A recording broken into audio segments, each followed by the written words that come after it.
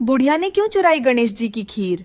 एक बार गणेश जी को खीर खाने की इच्छा हुई तो वे मुट्ठी भर चावल और प्याली में दूध लेकर पृथ्वी लोक की ओर चल पड़े। वे घर घर जाकर बोलते, कोई मेरे लिए खीर बना दो, लेकिन बालक जानकर सबने अनदेखा कर दिया। अंत में एक बुढ़िया बोली, बेटा ला, मैं तेरी खीर बना देती हूँ। उसने चूल्हे पर एक छोटा सा बर्तन चढ़ा दिया। यह देख गणेश जी ने कहा, बुढ़िया माँ, घर का सबसे बड़ा बर्तन रखा हो उसे चूल्हे पर रखो। तब बुढ़िया ने उसे बाल लीला समझकर एक बड़ा बर्तन चूल्हे पर चढ़ा दिया। थोड़ी देर बाद जैसे दूध में उबाल आया तो बुढ़िया की आंखें आश्चर्य से फटी रह गईं, क्योंकि पूरा बर्तन दूध से भर गया था।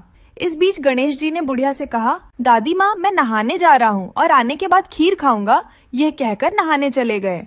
कुछ देर बाद बुढ़िया के पोते पोती आए और कहने लगी कि उन्हें भूख लगी है, तो बुढ़िया ने उन्हें भर पेट खीर खिला दी। तभी अचानक खीर की सुगंध से खींची एक पड़ोसन भी चली आई, तो बुढ़िया ने उसे भी एक कटोरी खीर दे दी। बुढ़िया के बेटे की बहू भी ये सब देख रही थी, तो उसने भी चुपके से एक कटोरा खीर खा ली और एक कटोरा खीर को छुपाकर ले गई। बड़ी देर हो गई थी और गणेश जी नहाकर नहीं आए, तो बुढ़िया से भी रहा नहीं गया, तो उसने एक कटोरा खीर ली और दरवाजे की ओट में जाकर बोली, आरे गणेश या खीर खा ले। यह कहकर खीर खाने लग गई।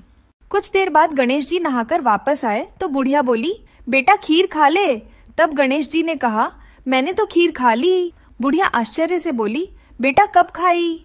तो गणेश जी बोले, जब तेरे पोते पोती, बहू और तूने खीर खाई तभी मेरा पेट भर गया था। तब बुढ़िया ने शर्मिंदा होकर कहा, बेटा बची हुई खीर का क्या करूं? तो गणेश जी ने कहा कि सारे नगर में बांट दो। बुढ़िया ने खीर सारे नगर में बांट दी, फिर भी खीर कम नहीं हुई। जब नगर के राजा को यह बात पता चली तो उसने बुढ़िया को दरबार में बुलाया और बर्तन भी मंगा लिया। जब राजा ने बर्तन का ढक्कन उठाया तो उसमें कंकड़ पत्थर भरे हुए थे। राजा ने डर के मारे बर्तन बुढ़िया को वापस लौटा दिया।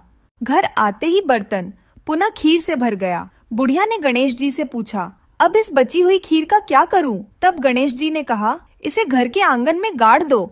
बुढ़िया ने खीर से भरे बर्तन को घर के आंगन में गाड़ दिया और जाकर सो गई। इधर गणेश जी भी बुढ़िया के घर को लात मारकर चले गए। दूसरे दिन बुढ़िया जब सोकर उठी तो उसकी झोपड़ी की जगह एक आलीशान महल खड़ा था और खीर का बर्तन सोने और हीरे जवाहरातों से भरा हुआ था।